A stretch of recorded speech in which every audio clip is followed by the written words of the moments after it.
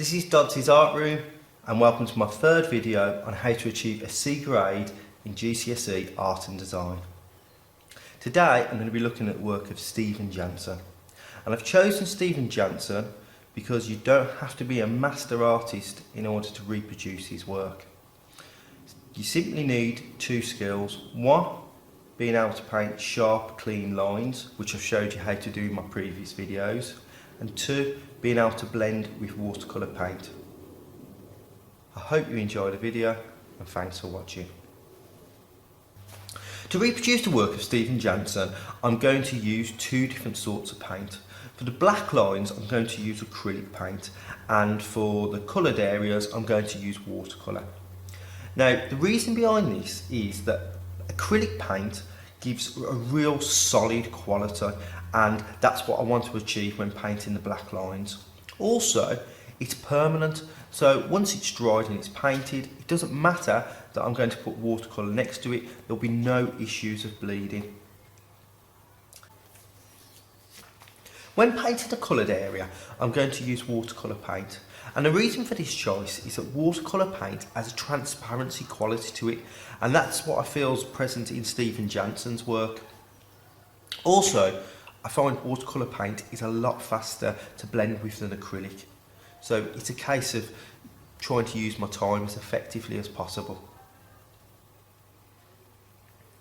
Another reason for looking at the work of Steven Janssen is because Steven Janssen produces abstract art.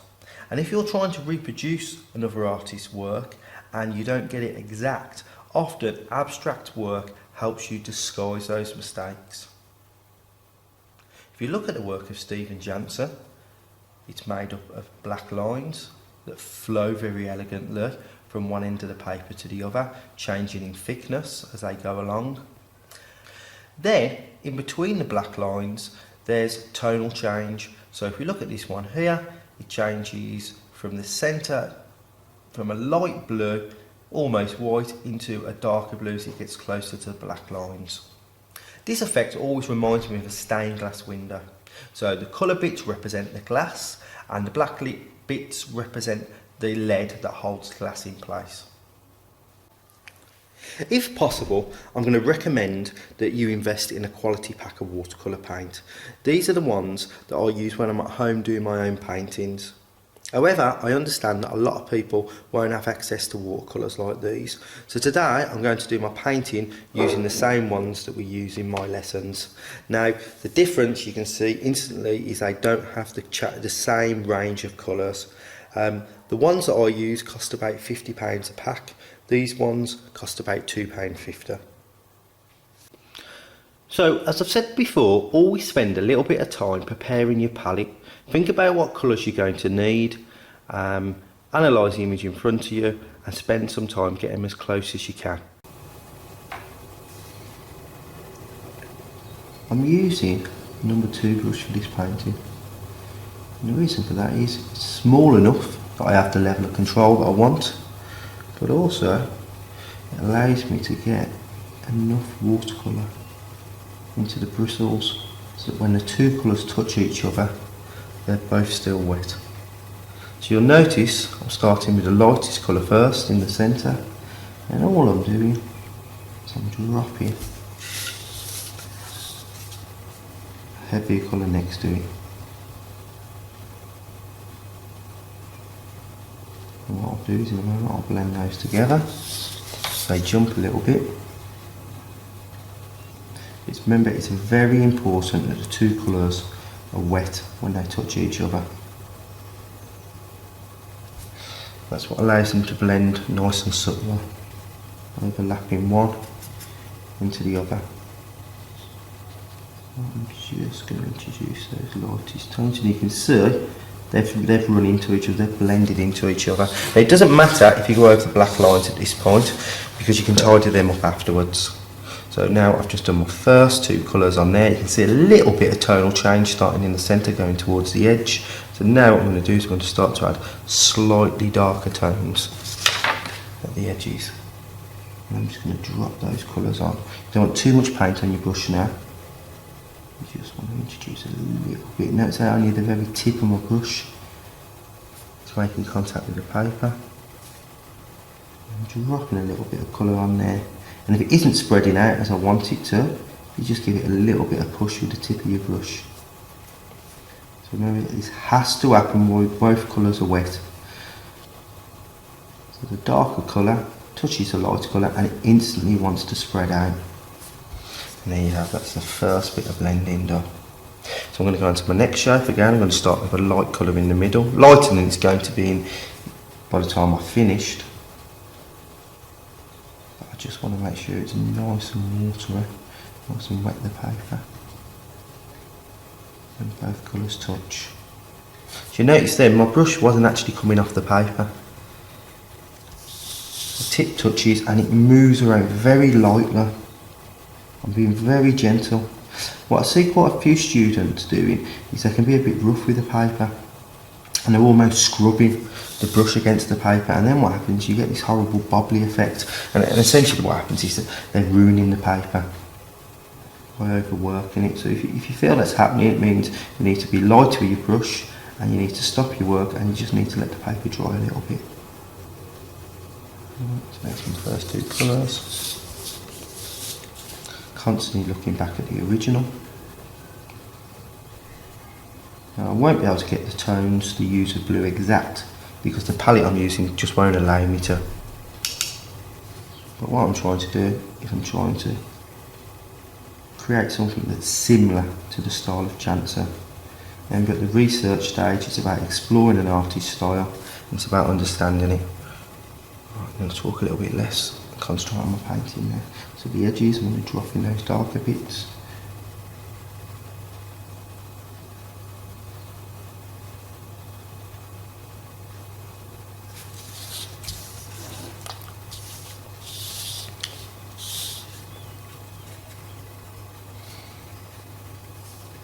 Bit too much paint there, so I'll just move that around.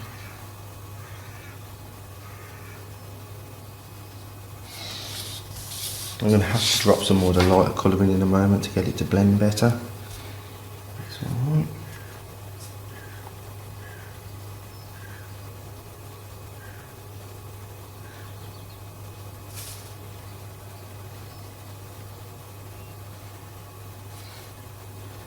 Back to a lighter colour. Just going to spread that out.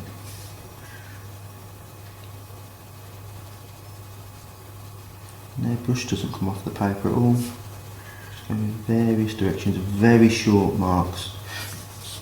Please avoid just going one direction. If you do that, you're going to start to get very stripy work.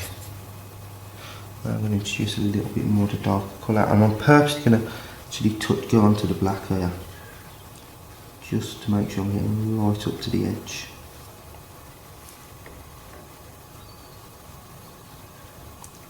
Very quick.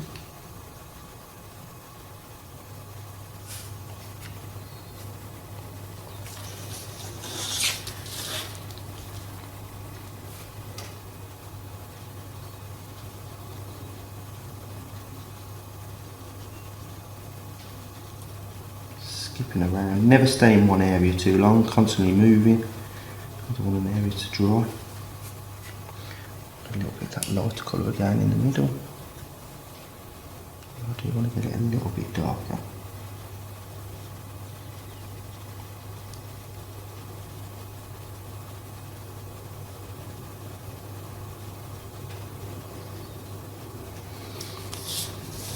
The edges I'm going to go a little bit more darker than that. Just want to get a little bit more contrast. Part of the reason this is blending is because I've taken my time to mix my palette up. I've got my colours already prepared. They subtly change from one to the other. If the blues were too different, then they wouldn't blend so easily. I'm just going to have a little bit of darker blue now at the edge. I want to make that a bit more watery. So what I want to do is I want it to really disperse, spread out the other colours. That's it. Give it a bit of a helping hand. It's quite warm in here today, so the paint seems to be drying a little bit quicker. I want it to.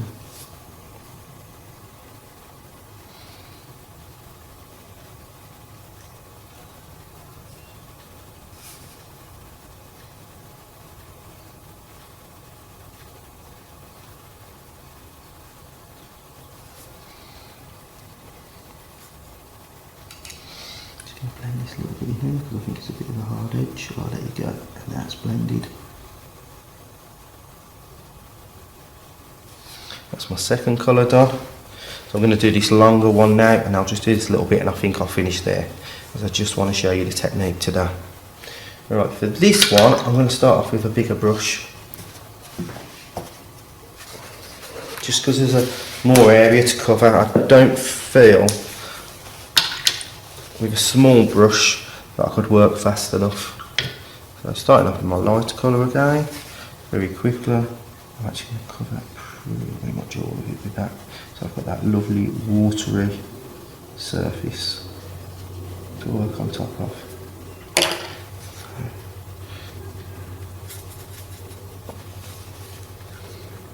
I'm dropping some more colour in. So that brush is just darting around, not staying in one place too long, but I'm being very gentle with it. Definitely not scrubbing the paper.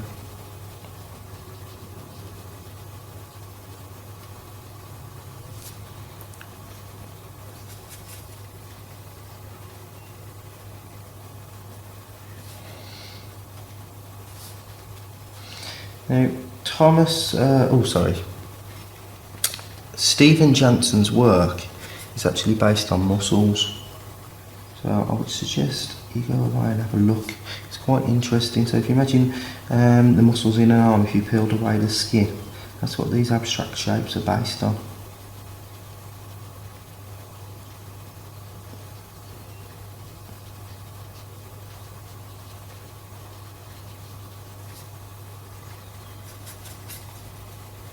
Because I've spread water everywhere for a sort of very light watery colour, I'm actually finding this one's easier to do than my previous ones. I think probably because I know I have to work faster because it's larger. It's forcing me to be a bit looser with my paint, a little bit more relaxed with what I'm doing.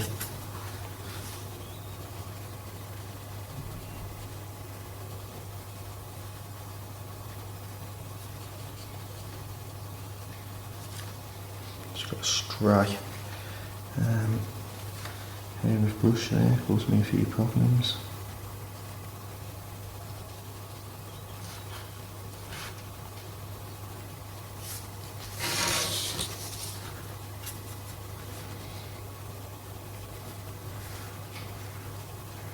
You can see this is much faster to paint than an acrylic, or even using pencil crayons.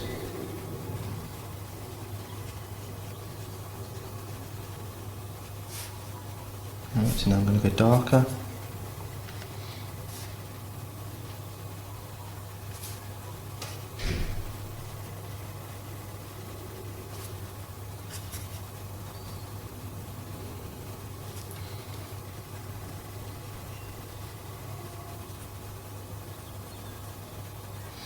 Now, watercolour should have a transparent quality, and to get the richness of colour, sort of the energy in the colour, you build layers on top of layers. But that's the way I teach it anyway.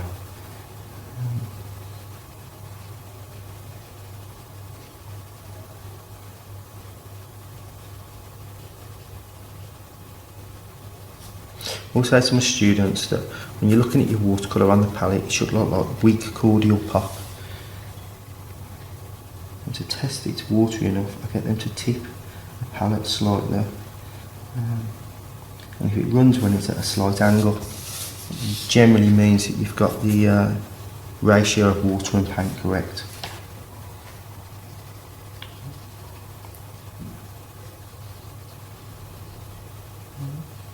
Just going to darken up the edge a little bit more, but not much more now. I'm going to jump colours.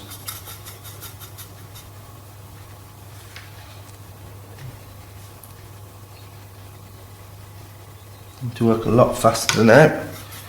I might add a little bit more water to my paint because I said the rooms are very dry, very warm today, so the paint's starting to dry.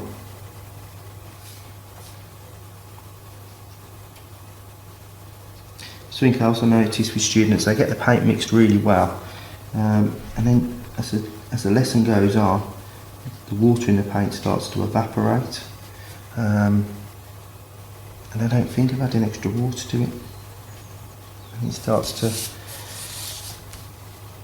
really have a negative effect on the quality of the painting.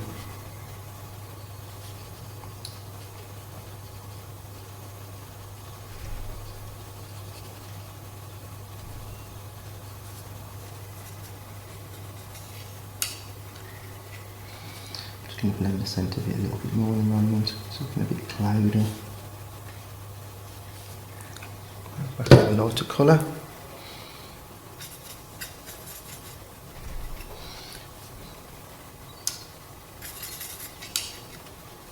And gently now work over it, getting rid of that cloudy effect.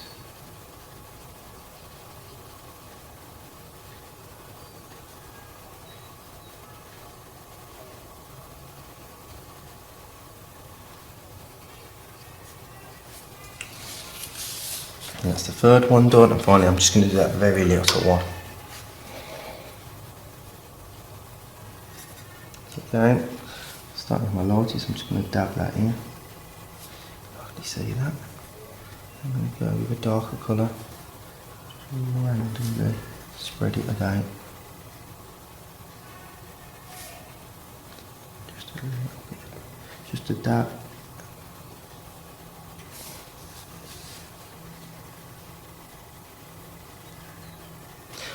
And that's how I'd paint in a Steven Janssen style. So you can see it's quite a fast way to paint. I think it's very interesting to personally, Steven Janssen's work, and I think it can lend itself to a various of topics. So whether you're doing still life or whether you're doing nature, I don't see any reason why you couldn't use this artist in a way to dip, and hopefully you can see a good range of tonal change there, starting from light blues in the centre, moving towards deeper, richer blues as the paint gets closer to the black lines. And the final thing to do is to tidy up the black lines using acrylic paint. Now remember, make sure you mix up your paint so it's like cream. So rotate the work, always painting the line furthest away from your chest. And get the very tip of your brush, make contact with the paper. By doing this, getting those sharp, neat lines, it should make the colour stand out even more.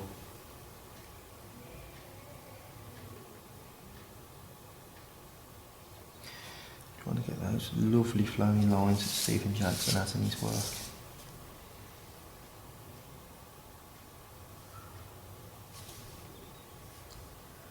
To make sure you've got a sharp point in your brush.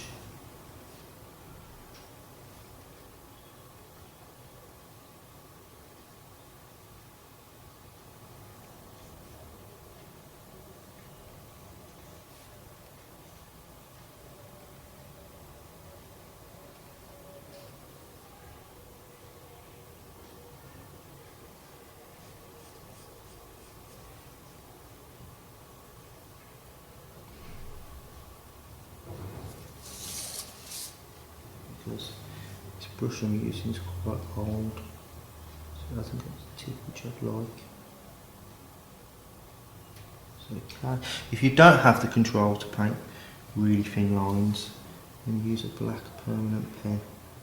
And it's not a normal writing biro. It won't look too different from the paintwork.